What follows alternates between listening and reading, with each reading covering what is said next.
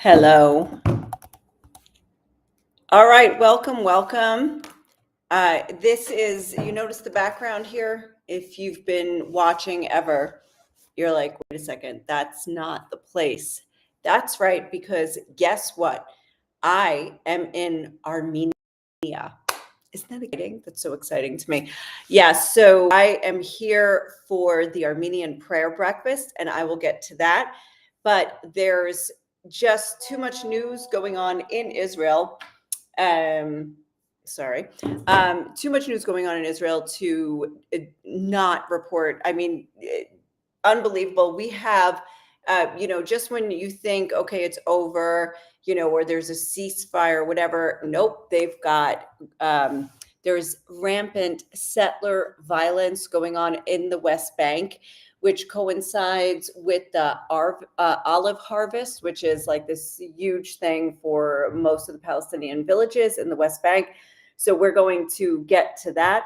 Also this week, Julani, or now goes by Ahmed al-Shara, the new Syrian president, was welcomed at the White House this week. And that's the first time a Syrian president was at the White House for an official visit. So we're going to get to that. And last but not least, actually happening right about now, Hamas, it's actually Islamic Jihad, is about to deliver another body of a hostage back to Israel. And that would leave just 3 hostages left in this very drawn out phase 1 of the ceasefire. Of course, there's also things maybe boiling over in Lebanon between Hezbollah and Israel. But let's start with the settler violence. Settler violence, that's a thing we throw around here if you were reading it in the news, and maybe that means nothing to you if you're watching from overseas. Feel free to ask questions and to if you have any questions about this, and if I'm talking like in jargon, please let me know. But this, so what happens in the West Bank is very mixed. It's also, known, Israelis will say Judea, Samaria. Most of the world will say West Bank, the area in which there are Palestinian villages, Israeli towns, all sort of next to each other. They have roads that both can use, and it's just extremely mixed. And that can get a little bit dangerous as well. So it can get dangerous in one sense. There could be terror attacks, and then what's happening right now. And I'm going to, including, I couldn't believe when I read this, and this was like as I was like either getting on the plane or whatever, a mosque. They set fire to a mosque. So I'm going to read to you a little bit about it. Not just a mosque, by the way, a warehouse as well. So Israeli settlers are on this rampage. Where is this? A Bedouin village. They targeted a Palestinian warehouse, a Bedouin village, and farmland in the north of the occupied, sorry, that's BBC, West Bank. Several Palestinians were injured. Okay, so there is also right here where's the mosque story? Where's the mosque story? I mean, there's so much going on these days. Okay, so they set fire to a mosque and wrote somewhere, I have to find the article on there, Muhammad is a pig. I mean, this is like so incendiary.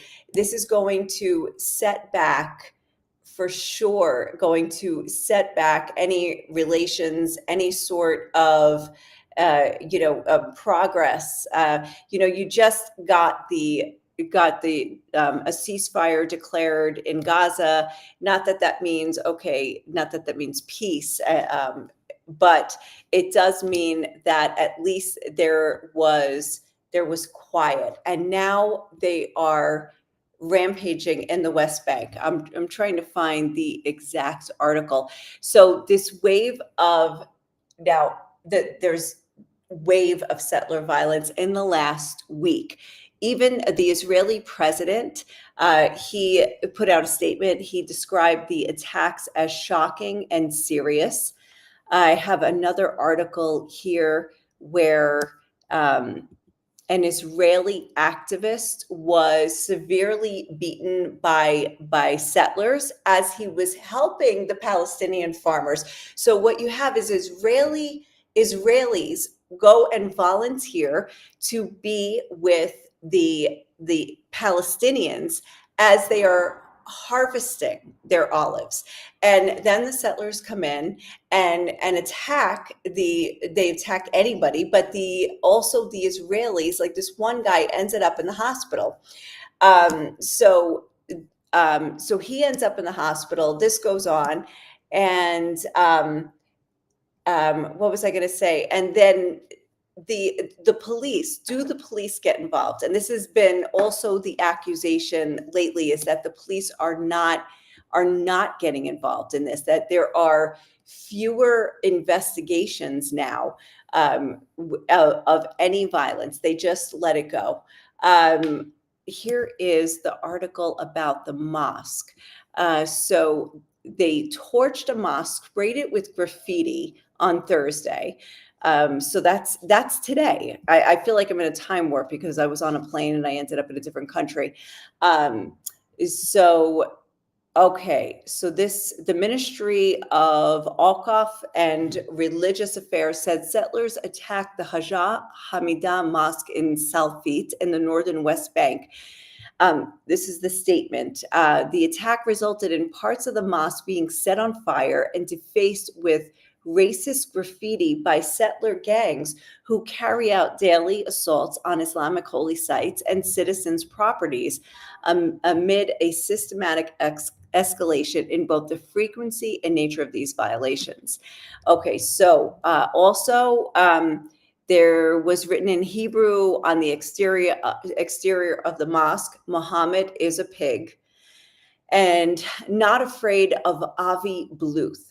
Bluth is the IDF commander in the West Bank who actually condemned settler attacks on Wednesday, and he called the perpetrators an anarchist fringe youth.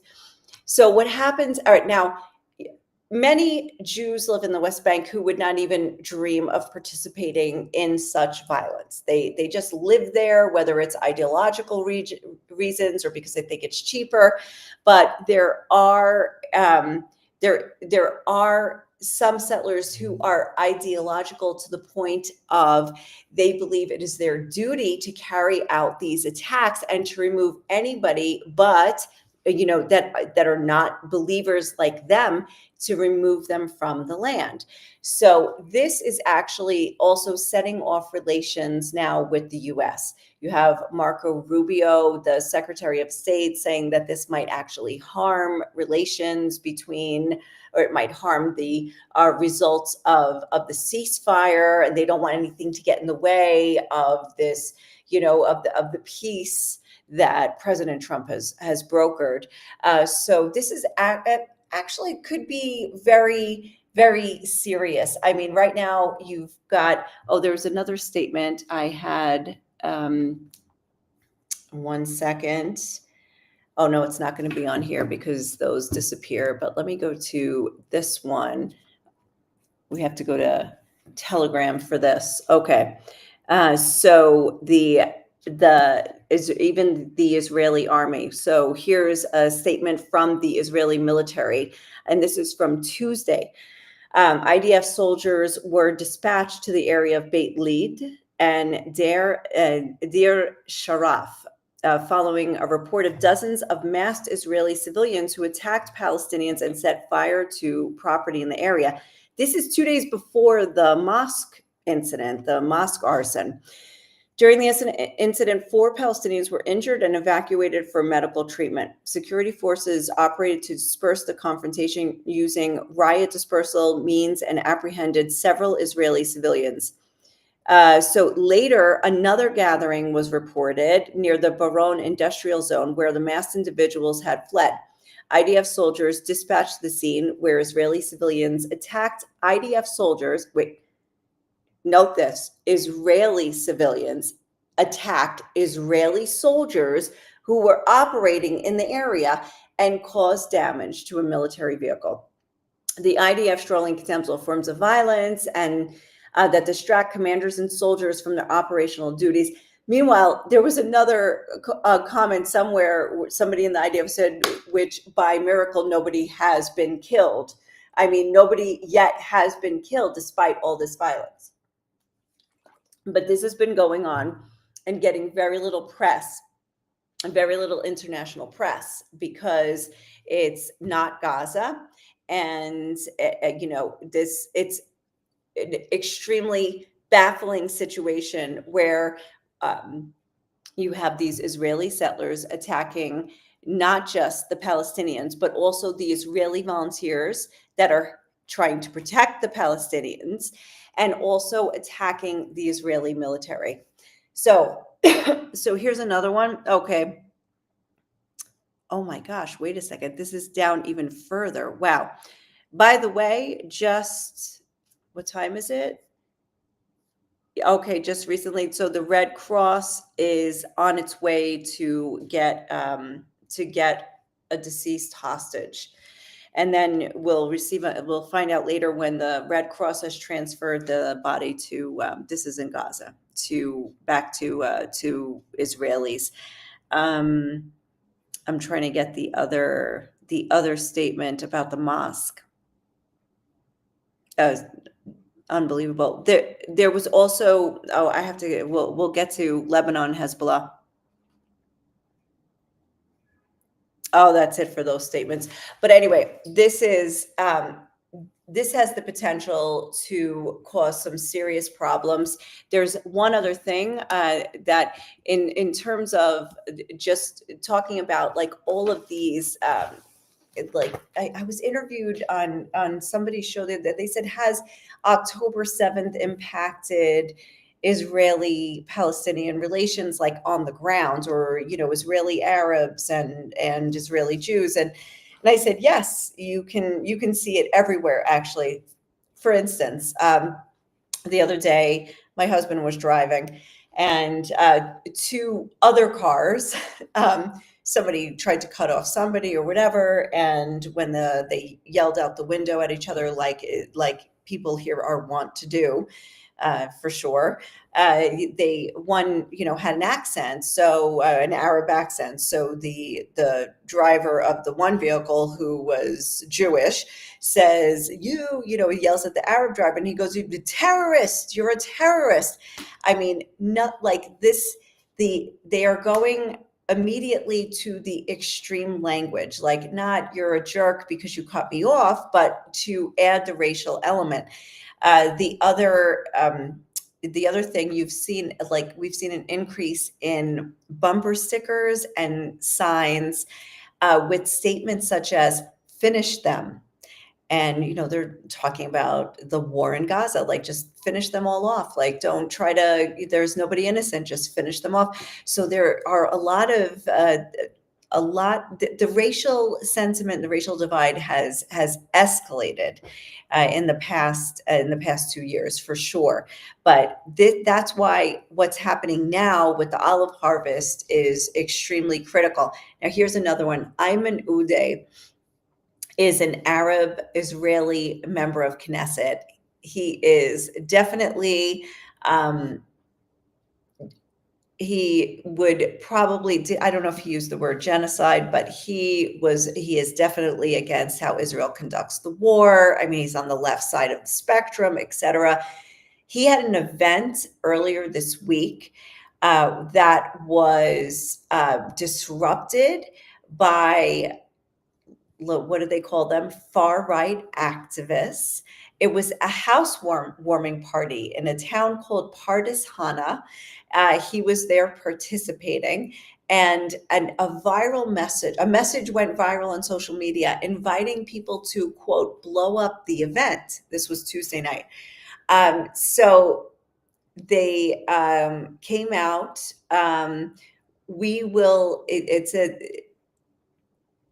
They came out, and I think there was at some point they came out to protest where he was, the fact that he was there, and they started singing the song that we've heard in the old city, "We'll burn your villages, we will burn your villages," and that's what they're singing to the Arab member of the Knesset, and that this is a thing that the Israeli not the settlers, the specific fringe of the settlers.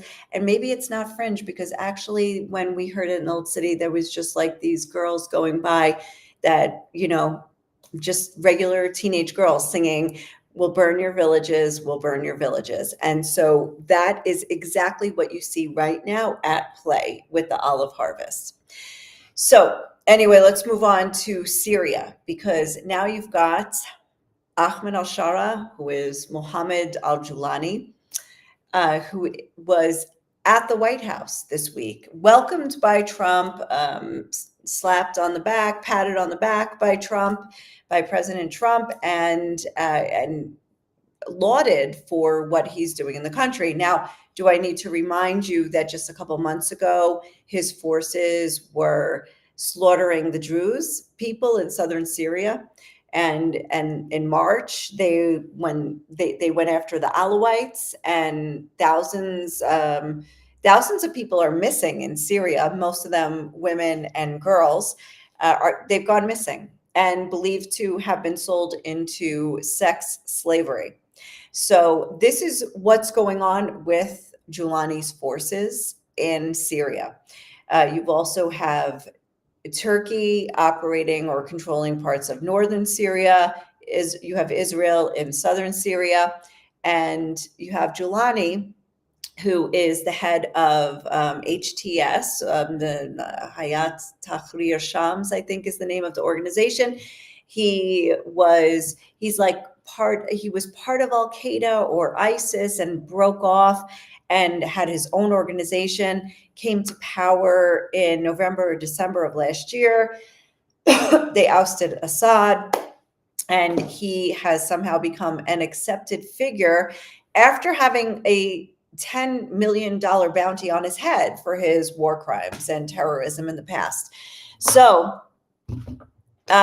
he is now an accepted world leader, the first Syrian president ever to be welcomed in the White House, and is negotiating, has like renewed ties with America, which didn't exist before. And last but not least, the big question is like, what about Israel? Israel and Syria do not have diplomatic ties. And so he was asked about this a lot during his visit. And he said, he said, we're not going to negotiate directly right now, with Israel and whatever, but there are, there are suspicions that there is already tacit negotiation between Israel and Syria, because that's how they are able to maintain this status quo on the southern border. Now, Israel has the buffer zone that it's really taken a lot of land into southern Syria as a buffer zone, and they're not moving, and nobody's making them move. So obviously there's got to be some kind of understanding that's going on, even if it's not a direct negotiation. So people were talking about, oh, will Syria join the Abraham Accords? But it looks like, I mean, from his responses in DC, probably not at the moment. But anyway, so it's just quite the makeover that he has gotten in the last couple months, and it hasn't even been a year. It's just about a year now that the ceasefire went into effect between Israel and Hezbollah. Hezbollah, the militia terror group, Iranian proxy in southern Lebanon. There is a lot of escalation going on between Israel and Hezbollah. There is a ceasefire that has been in effect for a year. That ceasefire, though in effect, Israel has attacked Hezbollah almost every single day. Different, whether it was actual commandos or, or weapons stores or whatever, but many targeted assassinations, many bombings in southern Lebanon. Hezbollah has not responded. Militarily. They have responded verbally, and they said, we will not put up with this, and we also must maintain our arms, and that's been a big deal. So they maintain their arms, though the Lebanese government in August said everybody must, all these organizations that aren't the army must disarm. But so that has yet to come to a head. And Israel is basically what you're seeing now is Israel saying, all right, the clock is ticking. If you, Lebanese army, do not disarm Hezbollah, we will do it for you. So this is what's happening, and this could come to a head. This definitely could escalate anytime. Or it's just a bunch of warmongering in the news and we're all wrong. Who knows? But that is pretty much the news. I'm going to wrap it up now. I'm just checking to see if now Islamic Jihad put out a video of them discovering the hostage body and then giving us, it was very dramatic, like reenacted video of how they discovered it. And then they even put the picture. Now, I'm not going to say whose picture it is that I saw on there because it has not been reported in Israel, but Islamic Jihad claims that it is the body of this specific hostage. There are 4 left, and they put the picture of that hostage in this dramatic video that they made. They showed it, but this has not been reported yet in Israel necessarily. But I'm sure the family knows. I'm sure it's not, I'm sure the military, the Israeli military, or somebody saw this video and they have reported it to the family or prepared the family that this is a possibility. But in any case, just because a body's returned doesn't mean it is an Israeli hostage. This has happened before where bodies have been returned or remains have been returned, and they have either been not connected to any Israeli or any person taken from Israel. They're not all Israeli. There's still a Thai national of the 4 hostages left. So there was also once remains of a hostage whose body was recovered, clearly not fully, over a year ago. So you can't know for sure until they do the forensic examination. So that should be happening anytime now or in the next hour or so. So anyway, I'll leave you with that. I'm getting ready for this Armenian prayer breakfast tomorrow. It's an event. I'm interested to see how it's going to play out, but it's political and spiritual and thought leaders all together. And I'm here to observe, to cover it, to see what's happening. Why Armenia? That's a whole video for a whole other time. But it's just fascinating. This is the first Christian nation. It has deep historic roots. It's in a strategic location. It's this Christian nation amid Muslim neighbors, Turkey, Azerbaijan, and Iran. Very interesting relations. Politics makes for strange bedfellows, but I'm very interested to hear the perspectives. And as geopolitics go, this is definitely a fascinating place to be. So stay tuned for more from Armenia for the next couple of days. Anyway, thank you so much for joining, and subscribe so you can get alerts for more lives when there's dramatic news happening. And thank you for joining, and I will see you next time. So ciao.